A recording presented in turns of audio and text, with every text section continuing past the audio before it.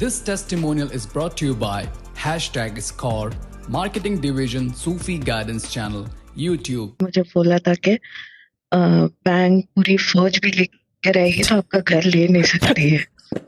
और वो वैसे ही हुआ कि हम लोग इतने EMIs नहीं भरे तो भी बैंक ने टेक ओवर नहीं की। मुश्किल तो हुई but they didn't take over it. और उसी दौरान जैसे ये आपने मनीदम स्टार्ट किया था तो मैंने मनीदम, तभी तो मेरे पास $10 भी नहीं थे। मैंने सिर्फ $10 लिख के पेपर पे मनीदम लेती थी।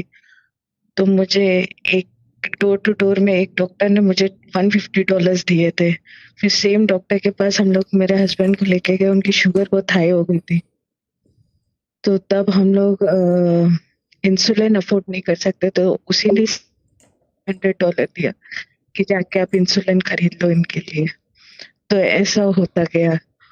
और फिर जैसे हमारा वीजा भी यहाँ पे लगना था तो मैं शाह साहब से कांटेक्ट में ही थी कि हमारा वीजा लगना है और हमारी पुलिस क्लियरेंस इंडिया से आने की। और हमें तभी पता नहीं था कि मेरे हस्बैंड के नाम का केस वहां पे हुआ है। फिर भी पता नहीं कैसे पुलिस क्लियरेंस हो गई and after a long time उनको पता चला कि वहाँ ऑलरेडी केस चल रहा है हम लोग के नाम का। तो ये सब था। फिर हम लोग हमारे मतलब मेरे हस्बैंड परमानेंट जॉब लगी। हम दूसरे मतलब हैमिल्टन से दूसरे आइलैंड पे आ रहे थे, जैसे साउथ आइलैंड पे।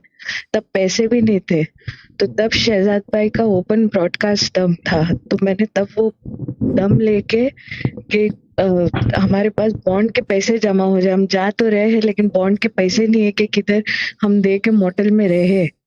और वहां से जब हम लोग निकले, एयरपोर्ट पे पहुंचे, तब मेरे हस्बैंड के फ्रेंड का एक कॉल आया अचानक कि तूने मैसेज किया था 2 दिन पहले पैसे के लिए, तो अरेंज हुए क्या? तो इन्होंने बोले नहीं, तो बोले मैं ट्रांसफर कर रहा हूँ।